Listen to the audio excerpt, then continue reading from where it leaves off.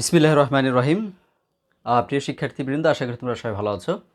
আজকের ভিডিওতে আমরা মূলত HTML অর্থাৎ তোমাদের একাদশ দ্বাদশ শ্রেণীর আইসিটি চতুর্থ অধ্যায় নিয়ে আলোচনা করব। তো তোমরা যারা আজকে প্রথম ভিডিওটি ওপেন করেছো, এর আগের পূর্বে ভিডিওগুলো দেখো নাই, তোমাদের অবগতির জন্য জানিয়ে দিচ্ছি। সেটা হলো আমাদের যে ক্লাসগুলো চলছে এটা হলো ধারাবাহিক, আগামী 1 মাস পর্যন্ত চলবে। কারণ তোমরা জানো তোমাদের এইচএসসি পরীক্ষা 2024 অর্থাৎ 24 সালের যারা তোমরা এইচএসসি পরীক্ষা দিচ্ছ, তো তোমাদের জন্য কিন্তু একটা ফাইনাল প্রস্তুতিমূলক এটা ক্লাস চলছে। অর্থাৎ তোমাদের যে ফাইনাল প্রস্তুতিটা নেওয়া পরীক্ষার আগে বা রিভিশনের যে ব্যাপারগুলো আছে সেটা কিন্তু আমরা এই ভিডিওগুলোর মাধ্যমে কমপ্লিট করার চেষ্টা করছি। তো তোমরা দেখছো যে এটা হলো ফাইনাল প্রস্তুতি চতুর্থ অধ্যায় আজকে আলোচনা হবে। এবং চতুর্থ অধ্যায়ের এখানে আমি কিছু ট্যাগ এবং অ্যাট্রিবিউটগুলো নিয়ে আলোচনা করেছি যে ওয়েব পেজ তৈরি করার জন্য। কারণ চতুর্থ অধ্যায়টা আমাদের ওয়েব পেজ শিখতে হবে, ওয়েব পেজ কীভাবে ডিজাইন করতে হয়, ওয়েব পেজ কীভাবে তৈরি করতে হয়। তো আমরা ধারাবাহিকভাবে আলোচনা করবো। এখানে লিস্ট আইটেমের কিছু কাজ করতে হবে, মূলত 3টা জিনিস শিখলে হয়ে যাবে। ওয়েব পেজ তৈরি করা, লিস্ট আইটেমের কাজ আর হলো টেবিলের কাজ। এই 3টা কাজ আমাদের এই চতুর্থ অধ্যায় থেকে শিখতে হবে এবং পরীক্ষায় এখান থেকে মূলত প্রশ্নগুলো আসবে। তাহলে তোমরা দেখতে পাচ্ছ HTML এর ক্ষেত্রে ট্যাগ মূলত 2 প্রকার হবে, একটা কন্টেনার ট্যাগ আর একটা হলো এমটি ট্যাগ। তো কন্টেনার ট্যাগ কাকে বলে? যে ট্যাগের মূলত শুরুও আছে আবার শেষও আছে তাদেরকে কন্টেনার ট্যাগ বলে। আর যে ট্যাগের শুধুমাত্র শুরু আছে কিন্তু শেষ নাই তাকে এমটি ট্যাগ বলে। তো ট্যাগ হলো এই 2 প্রকার। তো এবার আমরা একটু মূলত আলোচনায় আসবো। আর ট্যাগের সাথে আমাদের কিছু অ্যাট্রিবিউট লাগে। তো অ্যাট্রিবিউট জিনিসটা কি, আমি যদি তোমাদেরকে সহজ ভাষায় বলি, আমার ধরো এটা একটা ওয়েব পেজ, এটা একটা ওয়েব পেজ। তো ওয়েব পেজের কালারটা আছে সাদা। আমার মনে হইতে পারে যে না, এই কালারটা সাদা না, আমার এটা ইয়েলো হলে সুন্দর লাগতো, অথবা রেড হলে সুন্দর লাগতো, বা গ্রিন হলে সুন্দর লাগতো। তো আমি এটাকে যে কালারটা চেঞ্জ করব, এইটা হলো অ্যাট্রিবিউটের কাজ। তো এবার আসো, প্রথমে আমরা একটু দেখব যে কিভাবে একটা HTML এর কোডিং কাজ করতে হয় বা শুরু করতে হয় সেটা।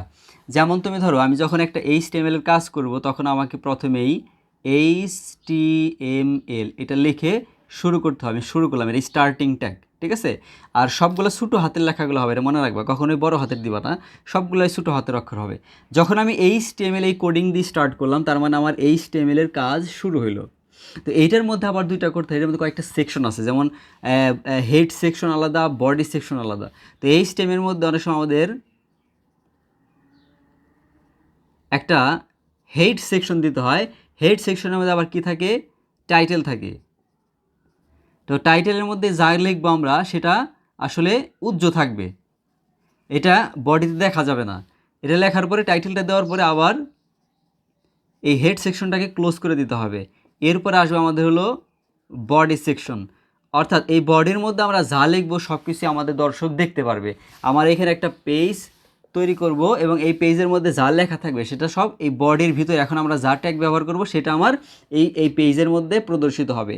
তো দেখো, বডি ট্যাগের মধ্যে আমরা যখন কাজটা করব, এখানে ধরো নর্মালি বডি দেওয়ার পরে আমি এখানে দিলাম এইচ ট্যাগটা ব্যবহার করলাম। এইচ ট্যাগটা ব্যবহার করে লিখলাম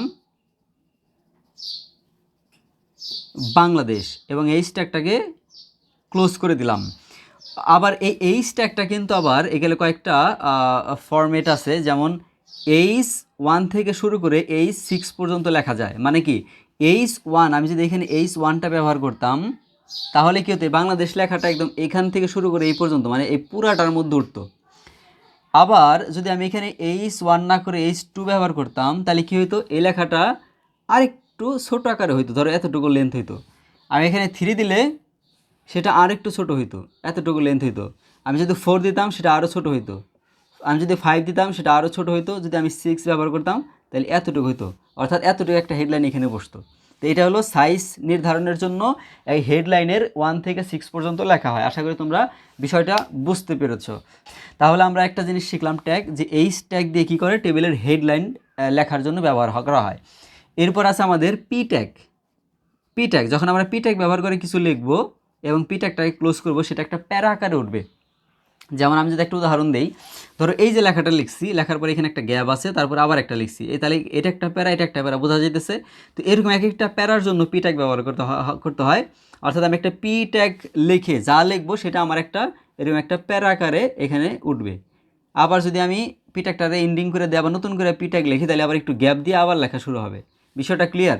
তো এই পি ট্যাগ দিয়ে আমাদের কী করতে হয়? প্যারা প্যারা ভাগ করার জন্য এই পি ট্যাগটা ব্যবহার করতে হয়। এরপর আছে 3 নাম্বার আমাদের যে বি ট্যাগ। এই বি ট্যাগ দিয়ে কী করে? বি ট্যাগের কাজ হলো লেখাটাকে বোল্ড করে, অর্থাৎ অর্থাৎ এই বোল্ড লেখার সাথে সাথে অন্য সকল অক্ষরের চাইতে এই অক্ষরটা সবচাইতে বড় মোটা হয়ে উঠবে। যারা একেবারে নতুন অবস্থায় দেখতেছো বা এর আগে এই HTML সম্পর্কে অত আইডিয়া নাই, তো তোমরা এই ট্যাগগুলোর পাশাপাশি সব তো মনে থাকবে না, সেক্ষেত্রে তোমরা লিখে নিতে পারো যে এইচ ট্যাগ দিয়ে কী করে টেবিলের হেডলাইন, তারপরে পি ট্যাগ দিয়ে কী করে টেবিলের প্যারাগ্রাফের কাজটা করে, বি ট্যাগ দিয়ে কী করে বোল্ড, অর্থাৎ এটাকে লেখাটাকে মোটা করে। ঠিক আছে, এগুলো তোমরা একটু খাতা কলম নিয়ে লিখে রাখতে পারো, তাহলে তোমাদের পরীক্ষার সময় একবার এক নজর দেখে গেলেই মনে থাকবে। তারপর আসবে 4 number U tag. U tag দিয়ে কী করে, ইউ ট্যাগ দিয়ে হলো কোনো কিছুর উপরে আন্ডারলাইন করে, অর্থাৎ ধরো ইউ ট্যাগ দিয়ে সেরে আমি এখানে লিখলাম যে গুড, তাহলে আমার এইখানে যে আইসে কি উঠবে আমার পেজের মধ্যে যে গুড, তার নিচে একটা দাগ আসবে এরকম, এটা আন্ডারলাইন করা, মানে ইউ ট্যাগ মানে হলো কোনো লেখার নিচে আন্ডারলাইন করতে চাইলে আমি সেখানে ইউ ট্যাগ ব্যবহার করতে হয়। এরপর আছে কি ট্যাগ, দেখো এরপরে 5 নাম্বার আছে আই ট্যাগ। আই ট্যাগ হলো ইটালিক ট্যাগ, অর্থাৎ আই ট্যাগ লেখার পরে ধরো আমি যদি গুড লিখি, এই লেখাটা এটার মধ্যে কীভাবে উঠবে, একটু বাঁকা হয়ে এরকম করে উঠবে। এই যে এটার সাথে একটু পার্থক্য আছে না লেখা, এই পার্থক্যটুকু করার জন্য আই ট্যাগ ব্যবহার করা হয়। তারপর আমরা কি করতে পারি, দেখো বিগ, আর নর্মালি বুঝতে পারতেছি বিগ ট্যাগ দিয়ে কী করে অন্য সকল অক্ষরের চাইতে ওই লেখাটা বড় হবে। স্মল ট্যাগ দিয়ে কী করে নর্মাল লেখার চাইতে ওই লেখাটা আরও ছোটো হয়ে তারপরে আমার পেজের মধ্যে উঠবে। তারপর আছে ডিল ট্যাগ। এই ডিল ট্যাগ দিয়ে কী করে সেটা আমরা একটু দেখি। দেখো এই যে ডিল ট্যাগ ব্যবহার করলাম এবং আমি লিখলাম গুড এবং ডিল ট্যাগটাকে ক্লোজ করে দিলাম। হ্যাঁ, সেক্ষেত্রে আমার এখানে লেখাটা কীরকম উঠবে, এই গুড লেখাটা লেখার পরে এই বরাবর একটা দাগ আসবে, অর্থাৎ এটাকে কেটে দেওয়ার মতো। যেমন আমরা অনেক সময় অনলাইন থেকে কোনো কিছু ক্রয় করলে অনেক সময় দেখবা যে লেখা থাকে এরকম যে আগে 2000 টাকা ছিল, এরকম করে দেওয়া থাকে যে এখন বর্তমান মূল্য 1800 টাকা, বর্তমানে এটা রাইট আর আগের এটা কাটা। এই যে কাজটা করলো লেখার পরে মাঝখান দিয়ে যে দাগটা, এইটাই কিন্তু এই ডিল ট্যাগের কাজ। অর্থাৎ যখন এটার ওয়েবের কোডিং করছে বা ওয়েবসাইটটারে যখন তারা ডেভেলপ করছে, তখন কিন্তু পরের ধাপে এসে এটারে এই ডিল ট্যাগ ব্যবহার করে কাইটে দিচ্ছে। ঠিক আছে, তো এটা হলো এটার ডিল ট্যাগের কাজ। তো তারপরে দেখো এখানে আরেকটা বিষয় আছে আমাদের সুপ ট্যাগ, আরেকটা হলো সাব ট্যাগ। তো সুপ যেটা উপরে, এই সুপ ট্যাগের কাজটা কি, দেখো আমি যদি এইভাবে লিখি যে ধরো লিখলাম একটা এইচ লিখলাম, তারপরে সাব টু, এরপরে সাবটাকে ক্লোজ করে দিলাম, ও লিখলাম, তার মানে এটা কি হবে, আমার লেখাটা এইভাবে উঠবে H2O, অর্থাৎ নর্মাল লেখার সাথে নিচে লেখাটা উঠবে এই সুপ লিখলে পরে। আর যদি সাব লেখা হয়, এটারে ধরো আমি এইভাবে লিখলাম যে একটা 2-এর উপরে আমার স্কোয়ার দেওয়া দরকার, তাহলে আমি কি করব, সুপ ট্যাগ ব্যবহার করব, 2 লিখব, সুপকে ক্লোজ করে দেবো, তাহলে কি হবে এখন আমার 2 স্কোয়ার। অর্থাৎ সুপ ব্যবহার করলে নর্মাল লেখার উপরে লেখাটা উঠবে, আর সাব ব্যবহার করলে নর্মাল লেখার নিচে লেখাটা থাকবে। ঠিক আছে, আর এখানে আমাদের অ্যাট্রিবিউটগুলো যেগুলো আছে সেগুলো নিয়ে আমরা একটু আলোচনা করি। এখানে অ্যাট্রিবিউটের মধ্যে যেমন আছে আমার বিজি কালার, অর্থাৎ আমার যে একটা পেজ ছিল, এই পেজটার পিছনের যে কালারটা আছে, এই কালার আমি লাল করব নাকি ব্লু করব নাকি রেড করব, সেটা এই বিজি কালার দিয়ে নিয়ন্ত্রণ করা যায়। আরেকটা হলো আছে ব্যাকগ্রাউন্ড, অর্থাৎ এই কালারটার পেছনে ধরো আমি একটা কি বলবো, যে ধরো বাংলাদেশের স্মৃতিসৌধের কোনো কিছু বিষয় নিয়ে আমি লেখালেখি করতেছি, তো আমার কাছে মনে হলো যে এটার পেছনে যদি একটা স্মৃতিসৌধের একটা ছবি দেওয়া থাকে বা ছবিটা একটা হালকা কালারে থাকবে, তার উপরে লেখাটা গাঢ় কালারে থাকবে, তো এইটা করার জন্য কিন্তু আমি এই ব্যাকগ্রাউন্ড অ্যাট্রিবিউটটা ব্যবহার করতে পারি। ব্যাকগ্রাউন্ড অ্যাট্রিবিউট ব্যবহার করলে আমার লেখার পেছনে স্মৃতিসৌধের একটা ছবি আমি হালকা কালারের বসাইতে পারবো। এরপর আছে টেক্সট অ্যাট্রিবিউট। টেক্সট অ্যাট্রিবিউটের কাজটা হলো কোনো লেখা, আমি যে এই যে লেখাটা লিখলাম, আমার মনে হইতে পারে মাঝখানে এই লেখাটা লাল কালার হলে ভালো হইতো, সবসাথে ভালো সুন্দর বোঝা যেত, আর উপরেরটা কালো আছে, নিচেরটা এটা লাল, তারপরেরটা আমি দিয়ে দেবো হলো কী বলে একটা ব্লু কালার। এই যে লেখার যে কালার চেঞ্জ করা, সেটা কিন্তু এই টেক্সট অ্যাট্রিবিউট ব্যবহার করেই করতে হয়।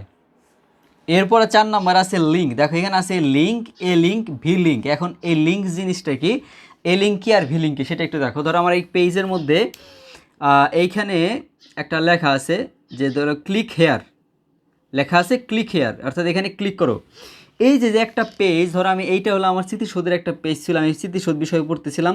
তো আমাকে বলা হলো যে ক্লিক হেয়ার, এখানে ক্লিক করো। মানে আমি যদি এখানে ক্লিক করি, এখানে আবার ছোটো করে লেখা আছে যে শহীদ মিনার। হ্যাঁ, স্মৃতিসৌধ পড়তেছিলাম। তো যারা স্মৃতিসৌধ নিয়ে পড়তেছে তাদের মনে হইতে পারে যে আমি একটা শহীদ মিনারের বিষয়ে যদি কিছু পড়তে পারতাম তাহলে ভালো হতো। তখন এই ক্লিক হেয়ার, এখানে এখানে যদি সে ট্যাপ করে, তাহলে সে নতুন আরেকটা পেজে কিন্তু সে এখান থেকে চলে যাবে, সে নতুন আরেকটা পেজে চলে যাবে। এই পেজের মধ্যে আবার শহীদ মিনার সম্পর্কে সব লেখা আছে। তার মানে কি হলো, এই পেজটার মধ্যে এই পেজটা যে লুকায় ছিল, অর্থাৎ এইখানে ছোটো একটা বাটনের মধ্যে, এইটাই হলো লিঙ্ক। এটা হলো মূলত লিঙ্কের কাজ। আর এই লিঙ্কের কাজ কি, ধরো এখানে নর্মালি একটা লিঙ্ক ছিল সবুজ কালারের, আমি যখন কিবোর্ডের মাউসটাকে এখানে নিয়ে আসলাম তখন দেখা যাবে কি এটার কালারটা চেঞ্জ হয়ে গেল।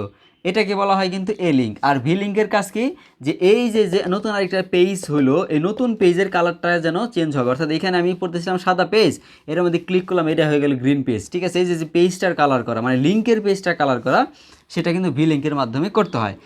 তো এখন আমরা ওয়েব পেজের ট্যাগ অ্যাট্রিবিউটগুলো নিয়ে আলোচনা করলাম। আর এখন আমরা দেখব হলো লিস্ট আইটেমগুলো। লিস্ট আইটেমের মধ্যে কী কী হইতে পারে, লিস্ট আইটেমের পরে হলো আমরা টেবিল ট্যাগগুলো নিয়ে আলোচনা করব। তো চলো এবার আমরা লিস্ট আইটেমটা একটু দেখে নিই। তো প্রথমে দেখো এখানে লিস্ট তৈরির জন্য যে ট্যাগগুলো লাগবে, খুব বেশি ট্যাগ লাগে না, এখানে মাত্র 3টা ট্যাগ হলে চলে। একটা হলো ও এল ট্যাগ, অর্থাৎ এটা হলো অর্ডার লিস্ট। আর হলো একটা আছে ইউএল ট্যাগ, এটাকে বলে আনঅর্ডার লিস্ট ট্যাগ। আরেকটা আছে লিস্ট আইটেম, অর্থাৎ LI যেটা আছে এটা লিস্ট আইটেম। তো এই 3টা আমাদের ট্যাগ মনে রাখবা। আর এখানে কিছু অ্যাট্রিবিউট আছে, অর্থাৎ টাইপ আর হলো স্টার্ট, এবং কোনটা কী কাজে ব্যবহার হয়, কিভাবে সেটাকে প্রয়োগ করতে হয় সেটাও কিন্তু আমরা দেখব। তো প্রথমে আমরা একটু পরিচিত হয়ে নিচ্ছি এই নামগুলোর সাথে। এরপরে দেখো এই যে বলছিলাম যে অর্ডার লিস্ট, অর্থাৎ OL, এই যে অর্ডার লিস্ট, আর হলো UL মানে আনঅর্ডার লিস্ট। এখানে একটু আলোচনা আছে আমাদের, যে অর্ডার লিস্টের মধ্যে আবার 3টা টাইপ হয়। যেমন তোমার টাইপ 1, অর্থাৎ একটা লিস্টের মধ্যে 1 2 3 এগুলো দিয়ে লিখি আমরা অনেক সময়, আবার দেখবা যে রোমান সংখ্যা দিয়েও লিখি, আবার ABCD দিয়েও কিন্তু লেখা হয় প্রশ্নের মধ্যে। আবার এইদিকে আনঅর্ডার লিস্টের মধ্যে যেমন এখানে যেমন সংখ্যা দিয়ে যেটা, এগুলো হলো অর্ডার লিস্ট। আর সংখ্যা ছাড়া যে চেহারাগুলো আছে এগুলো আনঅর্ডার লিস্ট। অর্থাৎ এই যে যে একটা বৃত্ত, এটাকে বলে সার্কেল। আর এই যে একটা আছে ডিস্ক, আর একটা আছে স্কোয়ার। অর্থাৎ আমরা যদি একটা, এখানে ধরো একটা প্রশ্ন আমাদের দেওয়া আছে, ধরো একটা পেজ, এটা একটা ওয়েব পেজ। তো একটা ওয়েব পেজের মধ্যে এই জিনিসটা লেখা আছে, এবং তোমাকে বললো যে এটাকে তুমি কিভাবে একটা কোডিং করবা, সেই কোডিংটাকে তুমি দেখাও। তাহলে প্রথমে আমাদের যেটা করতে হবে, দেখো HTML দিয়ে শুরু করতে হবে। শুরু করার পরে আমাকে কি লিখতে হবে, বডি লিখতে হবে। যেহেতু পুরো লেখাটাই আমার এখানে শো করছে, তার মানে বডির ভিতরে যা থাকে সেটা আমাকে প্রদর্শন করবে। তা এটার মধ্যে প্রথমে আমাকে যেতে হবে, দেখো একটা হেডলাইন দেওয়া আছে, তাহলে আমি একটা এইচ ট্যাগ ব্যবহার করলাম এবং লিখে দিলাম বুক লিস্ট। এইচ ট্যাগটাকে ক্লোজ করে দিলাম। এই তুমি এখানে লিখে দিতে পারো যে টাইপটা আছে ধরো 3, এইচ ট্যাগের 3 টাইপ এটা, হ্যাঁ, H3। এরপর এখানে যে 1 2 3 যে বিষয়গুলো আছে, এইগুলো আমাদের সিরিয়াল অনুযায়ী দিছে, এইটাই কিন্তু আমার অর্ডার লিস্টের মধ্যে পড়ে গেছে। অর্থাৎ এইখানে আমাদের যে অর্ডার লিস্ট ছিল, এখানে কিন্তু 1 2 ছিল। আবার দেখো এখানে যদি 1 2ই থাকবে এমন না, অনেক সময় কিন্তু রোমান সংখ্যাও থাকতে পারে, যে যেরকমভাবে 1 নাম্বার 2 নাম্বার 3 এভাবে থাকতে পারে, তাই না? আবার অনেক সময় এখানে এগুলো না থেকে কি থাকতে পারে, A নাম্বার, B নাম্বার, এরকম থাকতে পারে। তো এইগুলো সবই হলো আমাদের অর্ডার লিস্টের মধ্যে পড়তেছে। তো ধরো আমার এখানে 1 2 3 দেওয়া আছে, সেক্ষেত্রে আমরা কি করব, অর্ডার লিস্ট OL ট্যাগটা ব্যবহার করব, কারণ এটা একটা অর্ডার লিস্টের মধ্যেই পড়ছে, এবং অর্ডার লিস্টের মধ্যে সেটা কী টাইপের পড়ছে সেটা আবার লিখে দিতে হবে। তাহলে এবার অর্ডার লিস্টের মধ্যে আমরা লিখবো হলো টাইপ 1, অর্থাৎ এটা টাইপ 1-এর মধ্যে পড়ছে। টাইপ 1 এবং স্টার্ট শুরু হয়েছে কোথায় থেকে, স্টার্ট হয়েছে 1 থেকে। আর যদি এরকম হইতো যে এখান থেকে শুরু, অনেক সময় শুরু হয় না, যে এখানে লেখা আছে 3, তারপরে 4, তারপরে 5, তাহলে আমাকে স্টার্ট লিখতে হতো 3 থেকে। স্টার্ট 3 থেকে লিখলে এইখানে লেখা হতো 3, এখানে হতো 4, এখানে হতো 5। বিষয়টা ক্লিয়ার? স্টার্ট 1 হওয়ার কারণে কিন্তু 1 2 3 ধারাবাহিকভাবে চলে আসছে। আবার টাইপ যদি এইখানে আমি এই সংখ্যাটা দিতাম, তাহলে এখানে আমার রোমান সংখ্যা 1, রোমান সংখ্যা 2, রোমান সংখ্যা 3 এটা উঠতো। টাইপের এখানে যদি আমি এ লিখতাম, তাহলে কি হইতো, আমার ABC এইগুলো উঠতো। বিষয়টা ক্লিয়ার? এটা OL এর যে স্টার্টিং ট্যাগ, এখানে কিন্তু কাজ শেষ। তারপর আমাকে কি করতে হবে এখন, লিস্ট আইটেম। এখন লিস্ট আইটেমের মধ্যে কি ছিল, এই অর্ডার লিস্টের মধ্যে প্রথমে লিস্ট আইটেমের মধ্যে ছিল আমার বাংলা। লিস্ট আইটেমটাকে ক্লোজ করে দেই। এরপরের লিস্ট আইটেমটা কী ছিল? ইংলিশ। লিস্ট আইটেমটাকে ক্লোজ করে দেই। তারপরের লিস্ট আইটেমটা কী ছিল? ম্যাথ। এটাকেও ক্লোজ করে দিলাম। তো পরিশেষে আমরা অর্ডার লিস্টটাকেও শেষ করে দিলাম। দেখো কাজটা কীভাবে, তাহলে জাস্ট আমি নির্দেশ করলাম যে অর্ডার লিস্টের কাজ হবে টাইপ 1 হবে, অর্থাৎ 1 2 এগুলো লিখতে হবে এবং স্টার্ট হবে শুরু থেকে 1 থেকে। এরপরে কিন্তু আর কিছুই লিখতে হয় না, জাস্ট আমি লিখে দিছি এই লিস্ট আইটেমটা, যে লিস্ট আইটেমের মধ্যে নাম কী আছে? বাংলা। তারপরে লিস্ট আইটেমে কী আছে? ইংলিশ। তারপরে লিস্ট আইটেমে কী আছে? ম্যাথ। অটোমেটিকলি আমার কিন্তু এখানে শো করবে যে 1 নম্বরে বাংলা, 2 নম্বরে ইংলিশ, 3 নম্বরে ম্যাথ। এটা কিন্তু অটোমেটিকলি শো হইতে থাকবে। ঠিক আছে, তারপর অর্ডার লিস্টের কাজ কমপ্লিট হয়ে গেল। এবার আমাকে কি করতে হবে? বডি ক্লোজ করতে হবে, তারপরে এই HTML-টাকে ক্লোজ করতে হবে। এইটা হয়ে গেল সিস্টেমটা। তো আশা করি অর্ডার লিস্টের কাজটা কমপ্লিট। তো এইটার মধ্যে আমি যদি একটু আনঅর্ডার লিস্টের কাজ করতে চাই, দেখো এইখানে ধরো তোমার এই জিনিসগুলো না থাকে, যদি আমার এরকম থাকতো যে ধরো এরকমভাবে আছে একটা স্কোয়ার, এটা আছে স্কোয়ার, এরকমভাবে দেওয়া আছে, কোনো সংখ্যা বা এগুলো কিছু দেওয়া নাই, তাহলে এটা কিন্তু আনঅর্ডার লিস্টের মধ্যে পড়বে। তো এইখানে যদি আনঅর্ডার লিস্টের মধ্যে পড়ে, যেহেতু একটা হেডলাইন আছে আমি দিয়ে দিলাম, আর এইখানে অর্ডার লিস্টের আমি জাস্ট শুধু এলটারে আমি UL বানাই দেবো, মানে আনঅর্ডার লিস্টটা বানাই দেবো। এই হলো লিখে দিলাম যে টাইপটা হবে সার্কেল। দেখো এইখানে এইগুলো কিন্তু চিহ্ন, হ্যাঁ, আর এইখানে লেখা, এটা হলো মূলত লেখা থাকবে। তো এখানে যেহেতু সার্কেল লিখে দিলাম, তাইলে এইখানে আমার কিন্তু আর স্কোয়ার হচ্ছে না, এখানে আমার এটা হবে সার্কেল, অর্থাৎ বৃত্তের মতো করে দেওয়া এগুলো লেখা আছে। আর যদি এখানে 4 কোণা থাকতো তাহলে আমি এখানে লিখে দিতাম স্কোয়ার। যদি এখানে আমাকে এরকম ভরাট করা থাকতো তাহলে আমি লিখে দিতাম ডিস্ক। বিষয়টা ক্লিয়ার? যা লিখে দিব আমার এখানে সেটাই প্রদর্শন করবে। লিস্ট আইটেমগুলো দিছি, এখানে একটা আনঅর্ডার লিস্টটাকে শুধু পাল্টাই দিও। দেখো সেম একটা কাজ হয়ে গেল, অর্থাৎ একইভাবে লেখা, একই কোডিং করা, জাস্ট শুধু এই এই অর্ডার লিস্ট আর আনঅর্ডার লিস্ট, অর্থাৎ ট্যাগকে নির্দেশ করার সাথে সাথে আমাদের কিন্তু এটাও চেঞ্জ হয়ে গেছে। তাহলে আশা করি তোমাদের এই লিস্ট আইটেম বা কী বলে তোমার অর্ডার লিস্ট আনঅর্ডার লিস্টে এই লিস্ট আইটেমের মধ্যে আর কোনো প্রবলেম নাই, এখন এগুলো তোমরা পারবা। তো এখন আমরা যেটা দেখবো সবচেয়ে গুরুত্বপূর্ণ এবং সবচেয়ে ইম্পর্টেন্ট একটা বিষয়, সেটা হলো টেবিল ট্যাগ। আর তোমাদের মনে রাখবা টেবিলের মধ্যে থেকে কিন্তু তোমাদের পরীক্ষায় প্রশ্ন আসবে 100%, এতে কোনো সন্দেহ নাই। তো প্রথমে আছে আমাদের টেবিল ট্যাগ, অর্থাৎ HTML লেখার পরে টেবিল লিখতে হবে। টেবিল না লেখা পর্যন্ত কিন্তু আমাদের টেবিলের কার্যক্রম শুরু হবে না। 2 নাম্বার আছে ক্যাপশন। ক্যাপশনটা হলো, ধরো আমার একটা টেবিল দেওয়া আছে, এটা আমার একটা টেবিল, তো এই টেবিলের বাহিরে উপরে যদি এখানে কিছু লেখা থাকে, এইটাকে বলা হয় ক্যাপশন। এরপর আছে টিআর হলো টেবিলের একটা লাইন। এইখানে টেবিলে যদি একটা লাইন থাকে, যে এই যে প্রথম যে একটা লাইন, একটা দুইটা লাইন, 1 2 3টা লাইন, তো এই লাইনটা একটা টিআর, এই লাইনটা আরেকটা টিআর, এই লাইনটা আরেকটা টিআর, অর্থাৎ প্রত্যেকটা লাইনকে টেবিলের টিআর বলা হয়, অর্থাৎ টেবিল রো। এরপর আছে টিএইচটা হলো টেবিলের একটা হেডলাইন। আমি যদি টেবিলে কোনো একটা হেডলাইন লিখি, তাকে আমাদের টিএইচ দ্বারা প্রকাশ করতে হবে। এরপরে টিডি আছে, অর্থাৎ টেবিলের এক একটা ডাটা। এই টেবিলের যে মধ্যে যে ঘরগুলো আছে, এই এক একটা ঘরকে বলা হয় তোমার ডাটা, অর্থাৎ টেবিল ডাটা, অর্থাৎ যেটাকে সংক্ষিপ্ত আমরা বলতে পারি যে টিডি। এক একটা ঘরকে বলা হয় টিডি। তো এটা হলো মূলত আমাদের ট্যাগগুলো। আর কিছু অ্যাট্রিবিউট আছে, যেমন অ্যাট্রিবিউটের মধ্যে প্রথম আছে অ্যালাইন অ্যাট্রিবিউট। অ্যালাইন অ্যাট্রিবিউট দ্বারা বোঝানো হয়, অ্যালাইন লিখে যদি আমি লিখি সেন্টার, তার মানে আমার এই ঘরটার এই মাঝ বরাবর এই লেখাটা উঠবে। আমি যদি অ্যালাইন লিখি রাইট, তাহলে আমার ঘরের ডাইন পাশে লেখাটা উঠবে। আমি যদি লেফট লিখলে বাম পাশে উঠবে।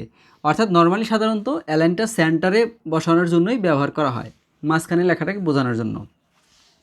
এরপরে যেটা করতে হবে, আমাদের টেবিলের একটা বর্ডার থাকে, অর্থাৎ এই যে টেবিলের যে বর্ডার, আমি যে কালো দাগটা দিয়ে যে লিখলাম, এইখানে এই বর্ডারটা কতটুকু সাইজ হবে, এটা মোটা কেমন হবে, চিকন কেমন হবে, এইটা নির্দেশ করতে হয় এই বর্ডার দিয়ে। নর্মালি সাধারণত বর্ডার 1ই দিতে হয়, আমরা 1 দিয়েই করি, কারণ টেবিলের ঘরগুলো আসলে বর্ডারগুলো অত মোটার দরকার হয় না, এগুলো নর্মাল একটা রেঞ্জের মধ্যে থাকে, সেটা 1। এরপর আছে তোমার সেল স্পেসিংটা হলো, ধরো আমার এই একটা টেবিল আছে, একটু দূরে এই একটা টেবিল আছে, আবার একটু দূরে এখানে আলাদা আলাদা করে টেবিল আছে, ঘর আলাদা আলাদা ঘর, ধরো এইভাবে আমাদের টেবিলটা সাজানো হয়েছে যে আলাদা আলাদা করে একটা ঘর। তখন কি হয়, আমাদের এই একটা ঘর থেকে আরেকটা ঘরের যে দূরত্বটা, ঠিক আছে, এই যে দূরত্বটা, এই দূরত্বটা, অর্থাৎ এরকম ঘর থাকলে এই একটা ঘর থেকে আরেকটা ঘরের যে দূরত্ব, এই দূরত্বটাকে বলা হয় হলো সেল স্পেসিং, ঠিক আছে এইটা। আর সেল প্যাডিং যেটা, এই সেল প্যাডিংটা হলো এই সেলের মধ্যে ধরো লেখা আছে, ধরো এই একটা ঘর, একটা সেল, এই সেলের মধ্যে লেখা আছে গুড। তো এই লেখা থেকে এইটার যে দূরত্বটা, লেখা থেকে এখানে যে দূরত্বটা, এই দূরত্বটা নির্দিষ্ট করে দেওয়া যায় এই সেল প্যাডিংয়ের মাধ্যমে, এটাকে সেল প্যাডিং বলে। এরপর আছে তোমার বিজি কালার, অর্থাৎ আমার টেবিলের কালার কি হবে সেটা আমি চেঞ্জ করতে পারবো। এরপর আছে কল স্প্যান আর রো স্প্যান। তো এই কল স্প্যান জিনিসটা কি, এই টেবিলের মধ্যে কিন্তু আমাদের রো স্প্যান কল স্প্যান সবই আছে, সেটা আমি দেখাচ্ছি তোমাদেরকে। যেমন ধরো এইটা হলো এ, এটা হলো বি, এটা সি, এটা ডি, এটা ই, আমার টেবিলের নাম। তো এই যে যে এ ঘরটা আছে, এ ঘরের নিচের দিকে বা উপরের দিকে কিন্তু আর কোনো ঘর নাই। এই ঘরের সাইডে ঘর আছে, একটা দুইটা তিনটা, অর্থাৎ এ ঘরের ক্ষেত্রে বি সি ডি হলো এই রো স্প্যান, রো, এটা হলো রো, টেবিলের লাইন, এর জন্য এগুলো কি রো। আবার এই সি ঘরের জন্য বা বি ঘরের জন্য দেখো এটার পাশে পাশে কোনো ঘর টর নাই, কিন্তু এটা নিচের দিকে কিন্তু ঘর আছে, অর্থাৎ খারাপ হবে। তো এই সির জন্য এই ডি আর ই, এই ঘর দুইটা হলো কল স্প্যান। বি এর জন্য ডি আর ই হলো কল স্প্যান। বিষয়টা ক্লিয়ার? চলো আমরা একটা প্রশ্ন উঠাই, তারপর আমরা সেটাকে সমাধান করি। প্রিয় শিক্ষার্থীবৃন্দ, তো তোমরা দেখতে পাচ্ছ এখানে আমাদের একটা টেবিল দেওয়া আছে এবং এখানে একটা প্রশ্ন দেওয়া আছে। আমি একটু প্রথমে একটু প্রশ্নটি নিয়ে আলোচনা করি, তারপর আমরা আনসারটি করব। আর এখানে প্রশ্নটি এমনভাবে সাজানো হয়েছে যাতে একটা প্রশ্ন তোমরা সমাধান করলে কিন্তু আমাদের আরও দুইটা বিষয় সম্পর্কে তোমরা জানতে পারবে। অর্থাৎ একটা হলো ইমেজ ট্যাগ আর একটা হলো অ্যাঙ্কর ট্যাগ, যে দুটো এখানে আমরা লিখি নাই, এই দুটো আলোচনা এখন এই প্রশ্নের মাধ্যমে তোমরা সমাধান পেয়ে যাবে। তো দেখো এই প্রশ্নটা যদি ভালো করে বুঝতে পারো তাহলে পরীক্ষায় কিন্তু এই ধরনের প্রশ্নগুলি আসে, তাহলে আশা করি সম্পূর্ণ প্রশ্নটাই তোমরা পরীক্ষায় সুন্দরভাবে আনসার করতে পারবে। তো এইখানে আমাদের যে প্রশ্নটা আছে, আমরা দেখতে পাচ্ছি যে উপরে একটা ক্যাপশন দেওয়া আছে, যেটা আমরা জানি ক্যাপশন বিষয়ে আমরা দেখেছিলাম। তো এখানে একটা ক্যাপশন দেওয়া আছে, টেবিলের বাইরে কিছু একটা লেখা আছে এবং টেবিলের একটা হেডলাইনও দেওয়া আছে, এটা ঠিক আছে। এবং এইখানে আমাদের টেবিল ডাটাগুলো দেওয়া আছে, এখানে টেবিল রোল নাম্বারগুলো দেওয়া আছে, তারপরে নামগুলো দেওয়া আছে এবং জিপি কত পাইছে সেটাও দেওয়া আছে। আর সবচেয়ে গুরুত্বপূর্ণ বিষয় হলো এইটার কাজটা, অর্থাৎ এখানে ফটো জেপিজি লেখা আছে। তোমরা জানো এই ফটো জেপিজি হলো একটা ছবির ফরম্যাট। নর্মালি আমাদের যে পাসপোর্ট সাইজের ছবিগুলো থাকে, অথবা দেখা গেছে নর্মালি একটা যে মোবাইল দিয়ে আমরা ছবি তুলি, ক্যামেরা দিয়ে ছবি তুলি, সব ক্যামেরা এই ছবিগুলোই কিন্তু আসলে মূলত জেপিজি ফরম্যাটের থাকে। আর এখানে আসলে ফরম্যাট নিয়ে একটু আলোচনা করি। যেমন জেপিজি একটা ফরম্যাট আছে, তারপরে হলো তোমার পিএনজি একটা ফরম্যাট আছে। পিএনজি ফরম্যাটটা হলো তোমরা জানো যে শুধুমাত্র সাবজেক্টটা থাকবে, পিছনের কোনো অবজেক্ট থাকবে না, অর্থাৎ আমাদের ব্যাকগ্রাউন্ডটাকে যদি আমি চেঞ্জ করে দেই, সেটা হলো তোমার এই পিএনজি বলে এটাকে, মানে কোনো ব্যাকগ্রাউন্ড কিছুই থাকবে না, আমি একটা ছবিটাকে যে কোনো জায়গায় বসায় নিতে পারি, এটাকে পিএনজি বলে। এছাড়া জিআইএফ একটা ফরম্যাট আছে। জিআইএফ ফরম্যাটের ছবিটা মূলত দেখবা তুমি একটা ছবি নড়াচড়া করতেছে বিভিন্ন ওয়েবসাইটের মাধ্যমে, বা আমরা বিভিন্ন অ্যাপস ব্যবহার করে কিন্তু করতে পারি। তো এটাকে জিআইএফ বলা হয়। তো নর্মালি আমাদের এই টেবিলের ক্ষেত্রে, টেবিলের কাজে আমাকে এই জেপিজি ফরম্যাটটাই আমাদের কাজে লাগবে। তো দেখো আমরা যদি এখন সরাসরি আমরা কাজটা করার চেষ্টা করি, দেখো তো এখানে জেপিজি ফরম্যাটের ছবি দেওয়া আছে এবং এখানে নিচে একটা বিষয় আমাকে উল্লেখ করে দেওয়া হয়েছে যে প্রশ্ন হলো ফটো জেপিজিতে ক্লিক করলে, অর্থাৎ এখানে যে আমি কেউ ক্লিক করে, অর্থাৎ এখানে একটা ক্লিক বাটন আছে, এখানে ক্লিক করলে www.edu.bd, অর্থাৎ এটা একটা ওয়েবসাইট, এই ওয়েবসাইটটিতে প্রদর্শন করবে, অর্থাৎ এই ওয়েবসাইটটি ওপেন হয়ে যাবে এখানে যদি কেউ ক্লিক করে। তো সম্পূর্ণ টেবিলটির কোড খাতায় লেখো, মানে এইখানে এই ছবিটার সাথে কিভাবে একটা লিঙ্ক অ্যাড করতে হবে, একটা ওয়েবসাইটের লিঙ্ক, সেটাও কিন্তু দিতে হবে। অর্থাৎ এই টেবিলটার মধ্যে সকল এলিমেন্টগুলো আমাদের বিদ্যমান, যা এই একটা টেবিল শিখলে আমরা কিন্তু এখান থেকে সবই ইনশাল্লাহ পারবো। তো প্রথমে আমরা কি করব, প্রথমে আমাদের শুরু করতে হবে HTML, অর্থাৎ একটা HTML দিয়ে শুরু করতে হয়, HTML এর যে কোনো কাজ। HTML দিয়ে শুরু করার পর আমাদের আসবে হলো বডি, আমরা বডির কাজ শুরু করব। তো বডির মধ্যে আমাদের কি যাবে, বডির মধ্যে আমাদের আসবে টেবিল, যেহেতু আমরা টেবিলের কাজ করতেছি, প্রথমে আমাদের আসবে টেবিল এবং টেবিলের মধ্যে থাকবে আমাদের বর্ডার 1। তাহলে তারপরে আসবে হলো আমাদের একটা ক্যাপশন আসবে, এইখানে ক্যাপশন আছে SSC রেজাল্ট।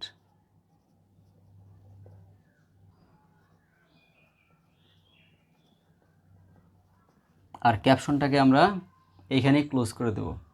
তারপরে দেখো এরপরে আসবে হলো আমাদের একটা টেবিল রো। টেবিলের একটা লাইন শুরু করতে হবে। তো প্রথমে টেবিলের লাইন কোনটা আছে দেখো, প্রথম টেবিলের লাইন হলো এই টেস্ট রেজাল্ট লেখা এইটা, এবং এখানে যে ফটো আছে এটা, মানে একবার এইখান থেকে শুরু করলে একদম লাস্ট পর্যন্ত, অর্থাৎ এই ঘর মিলে হলো আমাদের প্রথম টেবিলের রো।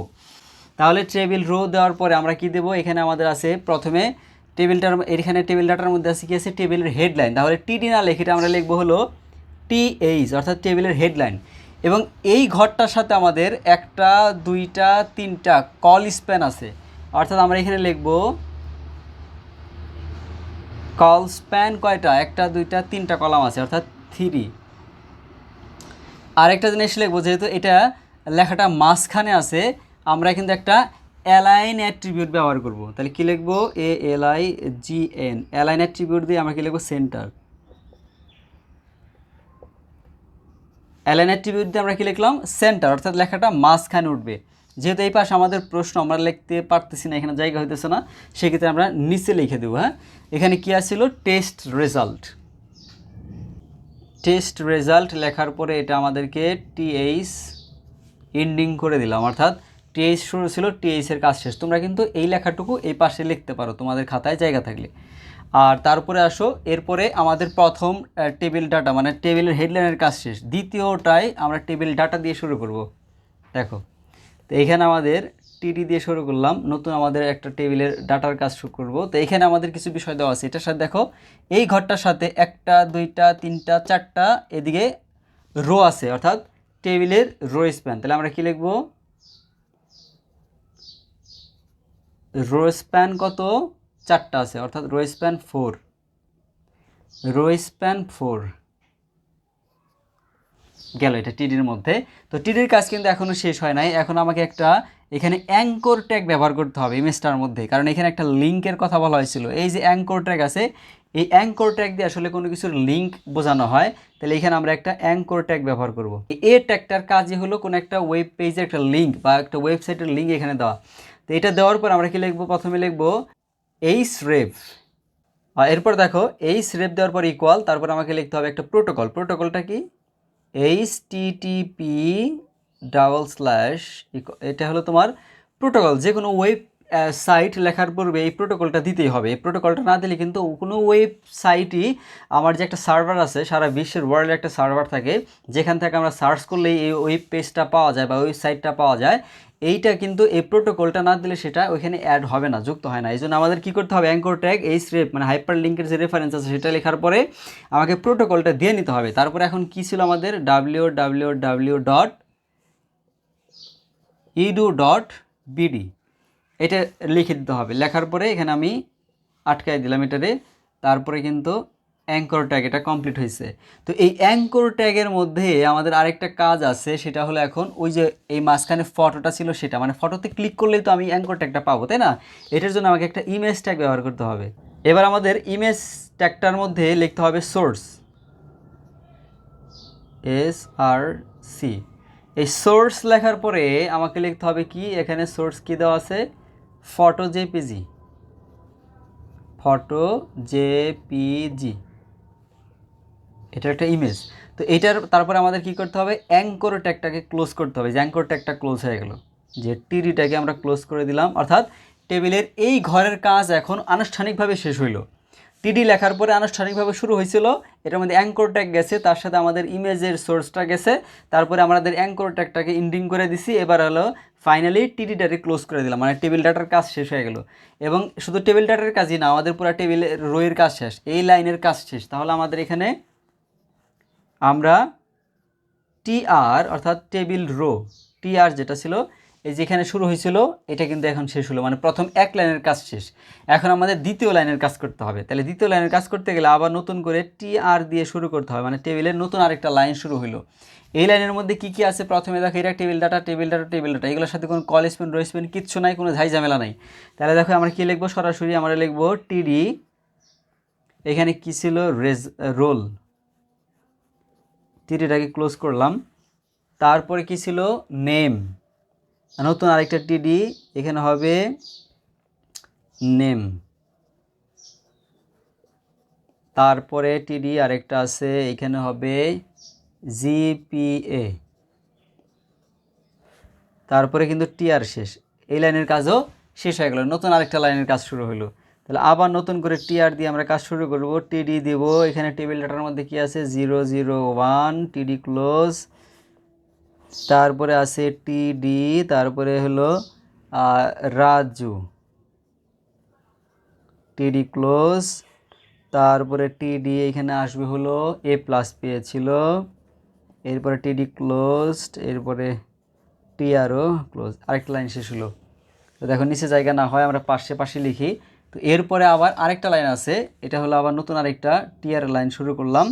তো টিডি এখানে আছে কে 002 টিডি, তারপরে হলো আবার নতুন আরেকটা টেবিল ডাটা, এখানে হলো মিনা, টিডি ক্লোজড। তারপরে আবার নতুন টিডি আরেকটা আছে হলো এ পেয়েছিল, এখানেও টিডি ইন্ডিং করে দিলাম। এরপরে টিআর এর কাজ শেষ। দেখো এখন সবগুলা লাইনের কাজ শেষ। শেষ হওয়ার পরে আমরা কি করতে হবে, এই যে টেবিল শুরু করেছিলাম এই টেবিলটাকে এখন ইন্ডিং করতে হবে, যে টেবিলের কাজ আমাদের শেষ এবং বডির কাজও শেষ এবং HTML এর কাজও শেষ। এই হলো পরিপূর্ণ একটা HTML এর অঙ্কের কমপ্লিট। তো প্রিয় শিক্ষার্থীবৃন্দ, আশা করি তোমরা সম্পূর্ণ ভিডিওটি বুঝতে পেরেছো এবং এখানে বোঝার আর কোনো কিছু বাকি আছে বলে আমার মনে হয় না। তো তারপরেও যদি তোমাদের কোনো কিছু বোঝার থেকে থাকে যে এটা বুঝি নাই বা কোনো প্রবলেম হয়েছে, তোমরা কমেন্টস বক্সে গিয়ে কিন্তু কমেন্টস করতে পারো। তো আজকের মতো ভিডিও এখানে শেষ করছি, দেখা হবে পরবর্তী কোনো একটি ভিডিওতে। সেই পর্যন্ত সবাই ভালো থাকো, সুস্থ থাকো, আল্লাহ হাফেজ।